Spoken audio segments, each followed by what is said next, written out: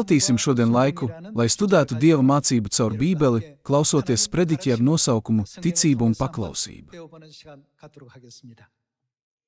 Brāļi un māsas, kā jūs domājat, kāds Dievs ir Dievs? Dievs jau no paša sākuma darīja zināmas beigas, un kā ir ar lietām, kas vēl tikai notiks? Vai Bībelē nav teikts, ka Dievs jau visu darījis zinām no seniem laikiem?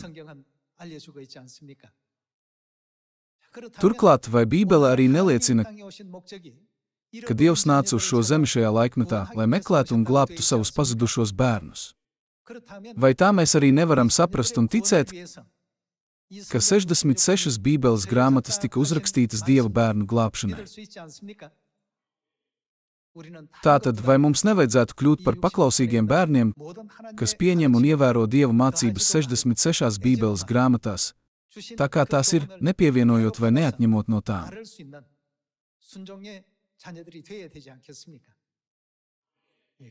Tā ir ticība, kas izskaidro neredzamās pasaules jautājumus. Kad ticība izpaužas materiālā pasaulē, to var saprast kā paklausības rezultātu.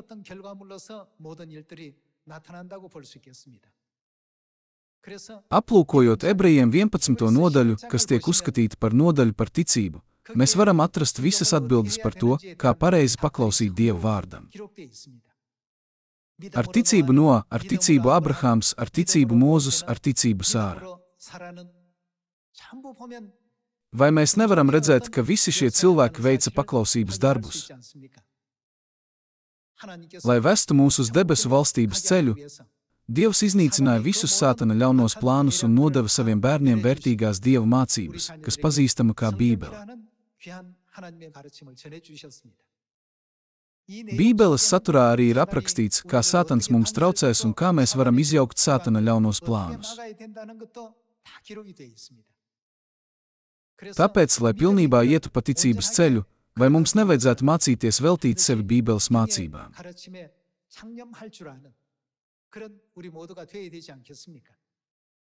Ar to mēs varam saprast iemeslu, kāpēc mums ir jāklausa Dieva vārdam. Tagad, ja mēs rūpīgi izpētīsim iemeslu, kāpēc mēs nepaklausām viņa vārdiem, mēs varēsim saprast, ka, lai gan Dievs mums dod savus vārdus, kad mēs ticam, ka mūsu pašu pieredze sniedz mums labāku izpratni nekā Dieva vārds. Nepaklausība izpaudīsies dabiski. Ja tas notiek, mēs to varam uzskatīt par pierādījumu, ka mūsu ticība Dievam ir neskaidra. Tāpēc mēs varam redzēt, ka ticība un paklausība ir divi nedalāmi riteņi, kas vienmēr iet kopā. Tie, kuriem ir ticība, var labi paklausīt, un tas nav pārspīlēts teikt, ka tie, kas paklausa, ir cilvēki, kuriem ir ticība. Šodien pārdomāsim šos jautājumus kopā aplūkojot Dieva vārdu. Ļaujiet man pastāstīt jums stāstu no Džosonas dinastijas. Bija kāda augsta ranga amatpersona, kurai bija daudz kalpu. Kādu dienu viņš domāja par savu kalpu un dišciltīgo dzīvi. Viņš brīnījās, mēs visi esam cilvēki. Kāpēc kalpiem ir jāstrādā skarbos apstākļos un jāapkalpo augstdzimušie? Ar šo domu viņš sapulcināja visus savus kalpu, lai dotu viņiem brīvību. Viņš sacīja, rīt es sadedzināšu visus pierādījumus par jūsu verdzību, un tad jūs kļūsiet par brīviem pilsoņiem un varēsiet doties prom pēc savas gribas. Bet pirms tam man jums ir tikai viens pēdējais lūgums. Klētī ir daudz salmu. Savērpiet tos virvē un padariet to pēc iespējas tievāku. Neatkarīgi no tā, vai jūs pie tā strādājat visu nakti vai tikai neilgu brīdi, tas ir jūsu ziņā, bet pārliecinieties, ka virve ir pagalmā rīt no rīta pirms dodaties prom. Viņš viņiem deva šādu instrukciju. Tā kā tā bija kunga pēdējā pavēle, kalpi sāka vērpt stiebrus virvē. Daži to darīja steidzīgi, bet citi to savīja smalkās un garās virvēs, tieši tā, kā saimnieks viņiem bija norādījis. Tad saimnieks nolika lielu naudas lādi kalpu priekšā un sacīja, tā ir pilna ar monētām, tāpēc ņem tik daudz, cik varat ievērt uz salmu virves, ko esi sagriezus.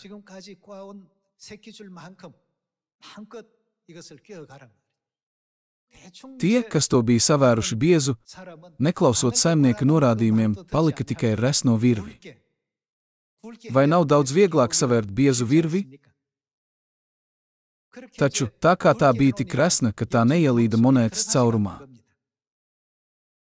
Bija daži kalpi, kas domāja, es rīt došos prom. Kāpēc man nopūlēties vīt šo virvi, kādu tas man dos labumu? Un tāpēc viņi uztaisīja īsu virvi. Šie kalpi varēja savērt tikai tik daudz monētu, cik atļāva viņu virvju garums. Taču tie, kas cītīgi sekoja kunga norādījumiem, visu nakti strādājot, lai virve būtu pēc iespējas tievāka un garāka, varēja uzvērt un paņemt tik daudz monētu, cik gara bija viņu virve. Brāļi un māsas, kad Dievs mums pavēl kaut ko darīt, tas nav viņa labā, bet pilnībā mūsu labā. Mums tas vienmēr ir jāpatur prātā.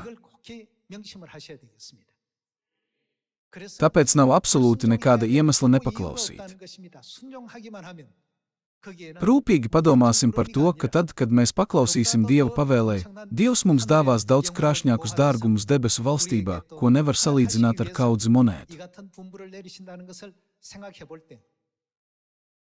Stāstā daži kalpi uztaisīja virvi steigā un daži bija iekrituši savās domās un ignorēja kunga pavēli, nevērīgi padarot virvi resnu. Bija dažādi cilvēki, bet galu galā tie, kas no sirds klausījās un paklausīja kunga vārdiem, domājot, es gadiem ilgi esmu dzīvojis no kunga dāsnības. Tā kā es rīt dodos prom un šis ir viņa pēdējais rīkojums, es vismaz to izdarīšu pareizi pirms es došos. Tādējādi tie, kas visu nakti cītīgi strādāja, lai izveidotu 10 metru garu virvi, varēja paņemt tik daudz monētu, cik uzlīda uz viņu virves, turpretim tie, kuru virve bija īsa, varēja paņemt tikai tik daudz monētu, cik ļāva viņu virves garums. Brāļi un māsas, tas pats ir ar Dieva pavēli. Ikreiz, kad Dievs mums pavēl kaut ko darīt, tas ir tikai mūsu glābšanas labā. Tāpēc mums vajadzētu novērst visu, kas varētu mūs novest pie nepaklausības, vai tas nebūtu vissvētīgākais veids, kā dzīvot savu dzīvi.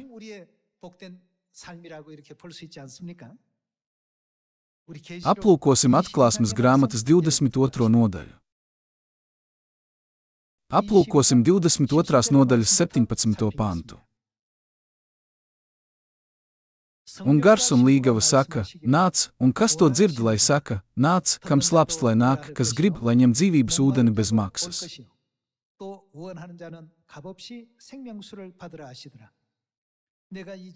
Es apliecinu katram, kas dzird šās grāmatas pravietojumu vārdus. Tas ir Bībeles vārdus. Ja kas tiem, ko pieliek, tam Dievs uzliks tās mocības, par kurām rakstīts šinī grāmatā. Ja kas ko atņem no šās grāmatas pravietojumu vārdiem, tam Dievs atņems viņa daļu pie dzīvības koka un pie svētās pilsētas, par ko rakstīts šinī grāmatā. Nepievienojiet un neatņemiet no tās, bet paklausiet Dieva baušļiem, kādi tie ir. Citiem vārdiem sakot, nejauciet Dievu vārdā savas cilvēku domas, uzskatus vai cilvēku veidotas ideoloģijas un filozofiju. Dievs mums pavēlēja, dariet manus vārdus zināmus visām tautām tieši tā, kā es jums esmu pavēlējis. Šajā laikmetā Sātans, velns, sūta daudz pārbaudījumus, slazdus un šķēršus, lai neļautu debesu ļaudīm iet mūžīgajā debesu valstībā. Tā kā tā ir garīga situācija, tā ir pasaule, kas nav redzama ar mūsu neapbruņoto aci. Tā kā Dievs redz neredzamo pasauli un zina beigas no paša sākuma, viņš norāda saviem bērniem, nedariet to, dariet šīs lietas.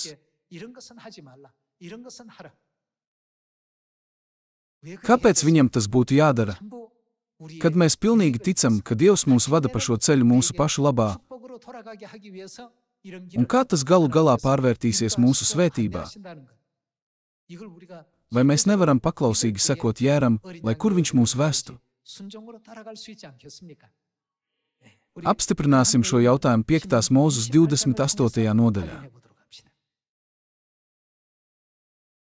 Aplūkosim 5. Mūzes grāmatas 28. nodaļas 1. pantu.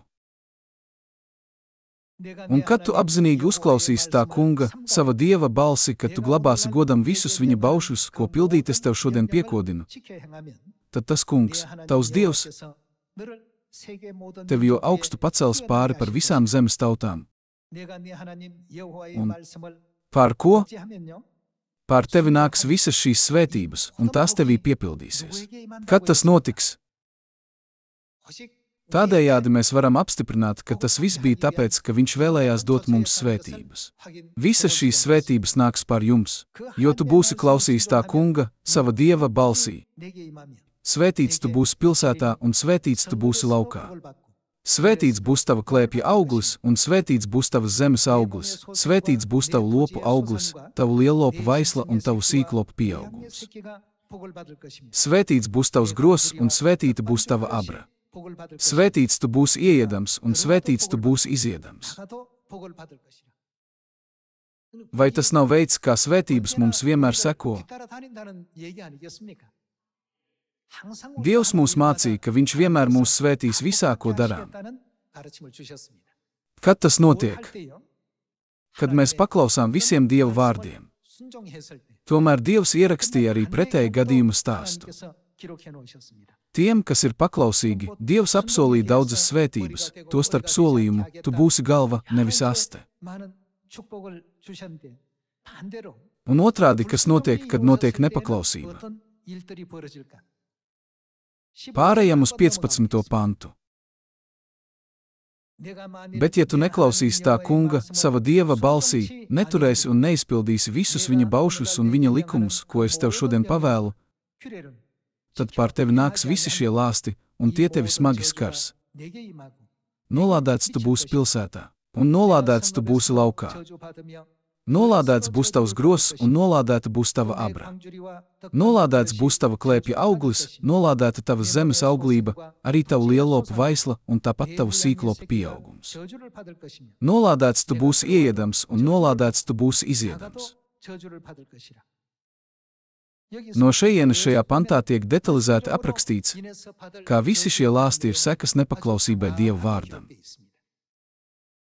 Tad šodien padomāsim par Dieva vārdu 5. Mūzes 28. nodaļā.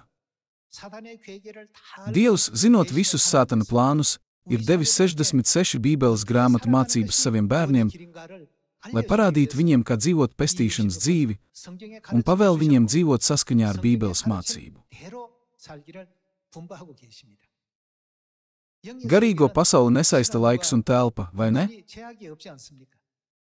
Ja mēs to aplūkojam no trīsdimensiju pasaules perspektīvas, pirms 3500 gadiem šķiet neticami seni, liekot dažiem kļūdaini domāt, vai tā laika notikumu attiecināšana uz mūsdienu laikmetu nevarētu būt pārāk arhaiska. Tomēr garīgajā pasaulē, neatkarīgi no tā, vai tas bija pirms 3500 gadiem vai šodien, viss ir tagadnes laikā.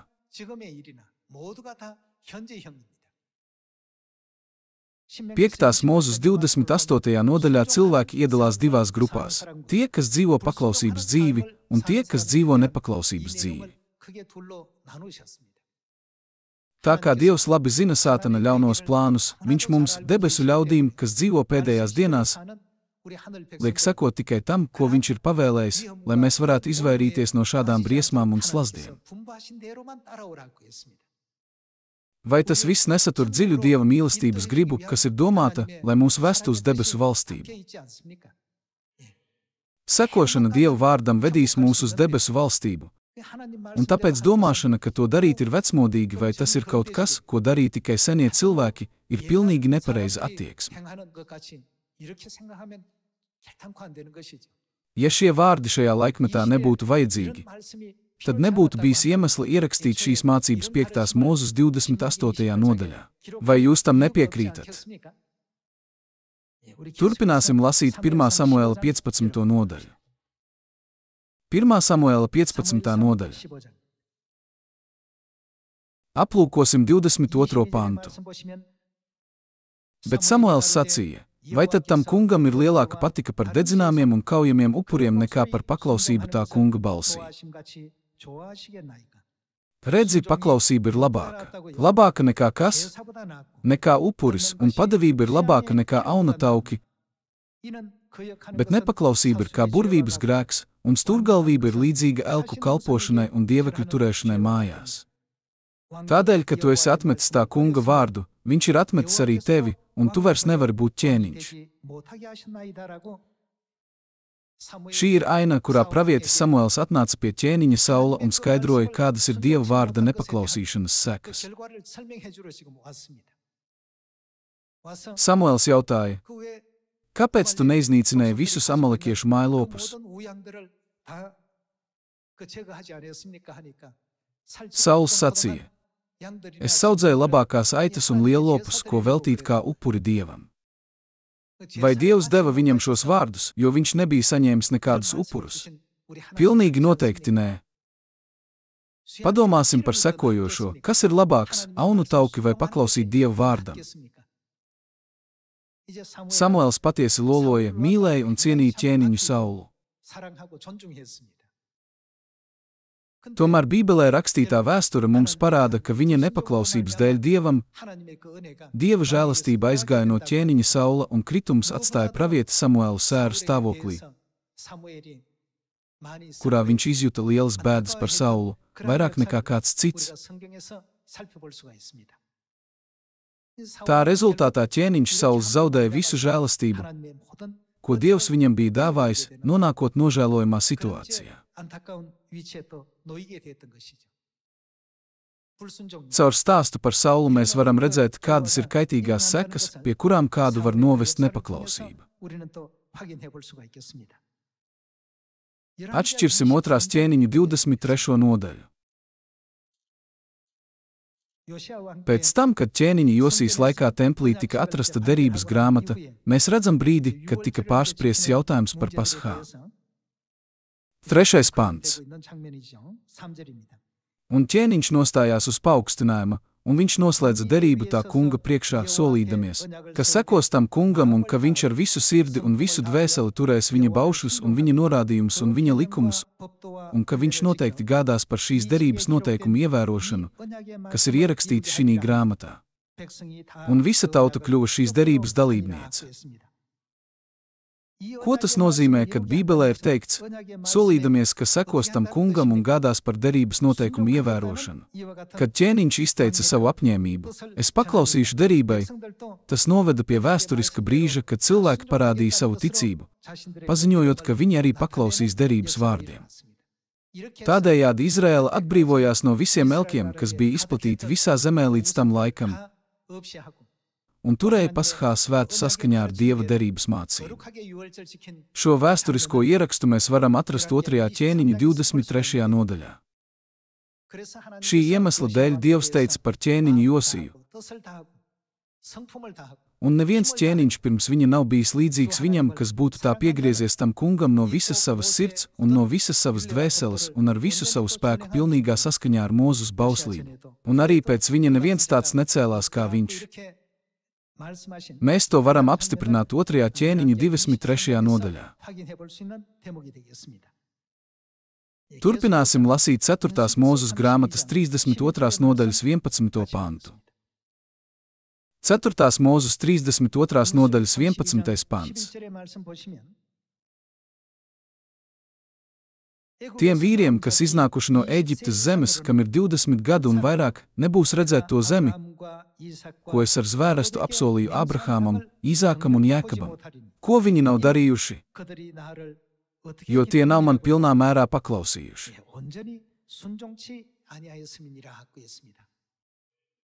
Tāds bija spriedums, ko Dievs norīkoja izrēliešiem visā viņu ceļojumā no Ēģiptes zemes uz Kanānas zemi. Tāpēc, ka viņi man nav paklausījuši, viņi neieies apsolītajā Kanānas zemē, kas plūst ar pienu un medu. 12. pants. Atskaitot vienīgi kenisieti Kālebu, Jefunas dēlu un Jozu, Nūna dēlu. Ko viņi ir darījuši? Jo tie tam kungam ir pilnīgi paklausījuši. Tie, kas nevarēja ieiet, bija viņu nepaklausības dēļ, bet tie, kas varēja ieiet, tas tika atļauts viņu paklausības dēļ. Dievs skaidri atšķīra divu veidu cilvēkus. Apskatīsim iepriekš minēto gadījumu, cik svarīga ir paklausība Dieva vārdam mūsu ticības dzīvē. Ieiešana Kanānas zemē ir simboliska. Ieiet Kanānā nozīmē ieiet debesu valstībā. Un otrādi, nespēja ieiet Kanānā norāda uz tādu stāvokli, ka cilvēks nevar iekļūt debesu valstībā. Mums ir dziļi jāiegravē mūsu sirdīs Dieva spriedums starp tiem, kas paklausa, un tiem, kas to nedara. Tie, kuriem Dievs teica, viņi neieies, visi nomira tuksnesī. Neviens no viņiem nevarēja redzēt Kanānas zemi. Taču Jozo, Kālebam un jaunajām paudzēm, kuras bija jaunākas par 20 gadiem, Dievs ļāva ieiet zemē. Galu galā šādi rezultāti tika atvasināti no paklausības un nepaklausības. Ņemot to vērā pat šajā laikmetā, kad Dievs mums pavēl, tas nav bez iemesla. Ja viņi to darīs, viņus kārdinās Sātans, un tas novedīs pie viņu dvēseles nāves. Tā kā Dievs to zina jau iepriekš, vai tad viņš mums nav norādījis caur savu vārdu, sakot, dariet šo un nedariet to. Mums nevajadzētu pieņemt Dieva mācības kā tikai cilvēku domas, bet gan stingri ticēt, ka tās ir Dieva pavēles, kurām mums ir jāseko un jācenšas īstenot savu pestīšanu caur paklausības dzīvi.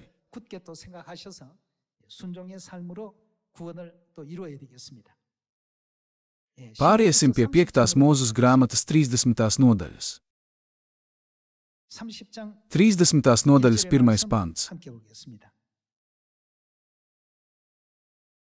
Un kad nu piepildīsies pie tevis visi šie vārdi, svētība un lāsti, ko es tev cēlu priekšā, un kad tu visu tautu vidū, starp kurām tas kungs, tavs Dievs, tevi būs izkaisījis, tos nopietni ņemsi pie sirds, un tu atgriezīsies pie tā kunga, sava Dieva, tu un tavi bērni, un klausīsi viņa balsī visās tanīs lietās, ko es tev šodien pavēlu turēt ar visu savu sirdi un ar visu savu dvēseli.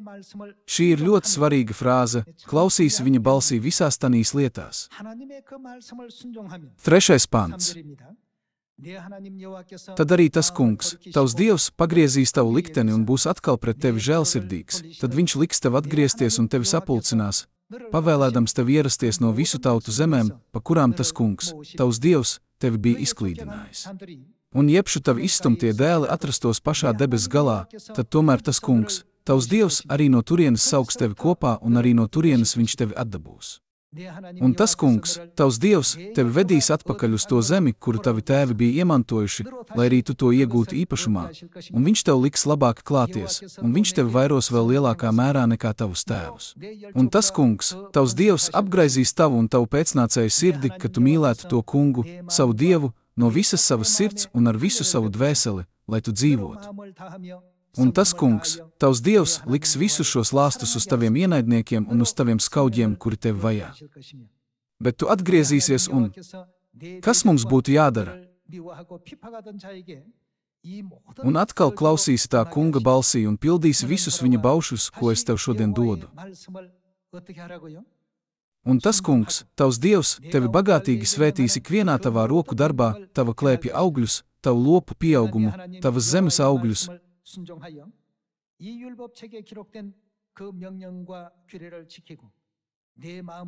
jo tas kungs atkal sāks izjust prieku jums labu darīt, tāpat kā viņš priecājās par jūsu tēviem. Ja vien tu klausīsi tā kunga, sava Dieva balsī, sargādams viņa bauslību un viņa nolikumus, kas ir rakstīti šī bauslības grāmatā, un ja tu atgriezīsies pie tā kunga, sava Dieva, ar visu savu sirdi un ar visu savu dvēseli.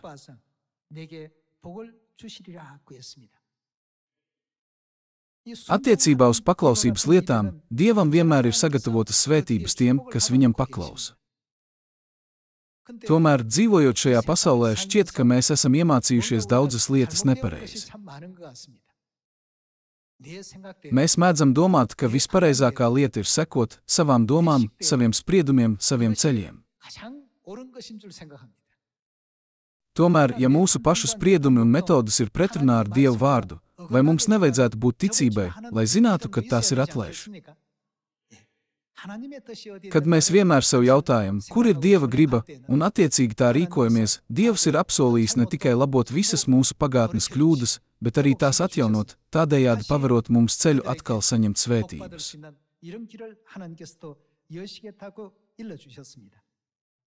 Šāda veida mācība ir bagātīgi atrodama visā Bībelē. Aplūkosim Ebrejiem 3. nodaļas 16. pantu. 3. nodaļas 16. pants. Kuri no dzirdējušiem sajūta rūgtumu? Vai ne visi, kas Mūzes vadībā bija izgājuši no Ēģiptes? Par kuriem viņš bija sašutis 40 gadu? Vai ne par tiem, kas grēkojuši, kuru miesas kritušas tuksnesī? Par kuriem tad viņš ir zvērējis, ka tiem nebūs ieiet viņa atdusā? Kas viņi ir? Ja ne par tiem, kas nebija klausījuši. Attiecībā uz tiem, kas nepaklausīja, Dievs pat nodeva zvērestu, sakot, viņi nekad neieies manā atdusā. Aplūkosim 19. pantu. Tā mēs redzam, ka viņi nav varējuši ieiet neticības dēļ. Kas šeit ir teikts par nespēju ieiet nepaklausības dēļ? Tā mēs redzam, ka viņi nav varējuši ieiet neticības dēļ. Tādējādi mēs varam redzēt, ka būtībā ticība sākas ar paklausību. Dievs sacīja Ābrahāmam, upurē Īzāku kā upuri uz Morijas kalna. Ābrahāms vienmēr paklausīja Dieva vārdam un nekad neturējās pie sava viedokļa. Tas bija tāpēc, ka Ābrahāms uzskatīja Dieva gribu par visaugstāko standartu un vadību savā dzīvē. Kad viņš grasījās upurēt savu vienīgo dēlu Īzāku kā upuri uz Morijas kalna, Dievs sauca Ābrahāmu, lai viņš apstātos un tā vietā ļāva viņam upurēt aunu, ko viņš bija sagādājis kā upuri, vai ne?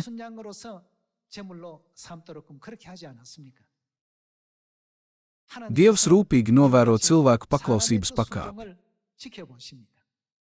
Tas bija iespējams Ābrahāma ticības dēļ pilnībā paklausīt Dieva vārdam.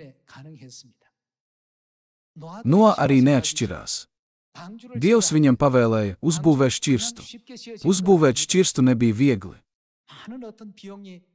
Tas prasīja ievērojams darbus un milzīgu laiku un pūles, lai savāktu daudzos materiālus un uzbūvētu šķirstu tieši tā, kā Dievs vēlējās. Aplūkojot visas šīs lietas, tas mums liek aizdomāties. Vai Noa būtu varējis uzņemties šādu uzdevumu, ja viņam nebūtu ticības? Tāpēc šodien atgādināsim sev, ka visa ticība sākas ar paklausību. Ja mēs pilnīgi paklausām tam, ko Dievs mums dod, tad šis ceļš ir svētības ceļš. Tas ir tāpēc, ka Dievs jau bija sagatavojis bagātīgas svētības un parādīja ceļu, tāpēc Noa saņēma svētības. Ābrahāms tika svētīts, un tāpat arī Mūzes. Vai nav taisnība, ka Bībelē mēs varam redzēt pierādījumus, ka tāpēc viņi visi dzīvoja svētīgu dzīvi? Tas pats attiecas gan uz Jozo, gan Gideonu. Kad mēs sakām, viņam ir stipra ticība, vai viņai ir laba ticība, tas ietver to nozīmi, ka tas cilvēks ļoti uzticīgi un žēlīgi paklausa Dieva vārdam. Tikai tad mēs varam teikt, ka viņu ticība ir pareiza. Aplūkosim Ebrejiem 4. nodaļas 6. pantu. 4. nodaļas 6. pants. Kad nu dažiem atliek tanī ieiet, bet kas liedza viņiem iekļūt šajā atdusā? Nepaklausības dēļ nav iegājuši tie, kam vispirms evaņģēlijs pasludināts. Viņš no jauna noliek vienu dienu, šo dienu, caur Dāvidu runādams pēc tik ilga laika, kā jau iepriekš teikts. Šodien, kad jūs viņa balsi dzirdēsit, ko jums vajadzētu darīt? Neapcietiniet savas sirdis. Nocietināta sirds ved pie nepaklausības. Tā kā tas ved uz ceļu, kas novērš paklausību Dievam, Dievs teica: neapcietiniet savas sirdis. Pārējām uz 10. pantu. Jo, kas iegājis viņa atdusā, tas arī pats dusējis no saviem darbiem, kā Dievs no saviem. Centīsimies tāpēc ieiet šī atdusā, lai neviens nekristu nepaklausībā pēc tā paša parauga. Jo Dieva vārds ir dzīvs un spēcīgs un asāks par katru abās pusēs griezīgu zobenu un spiežas dziļi iekšā.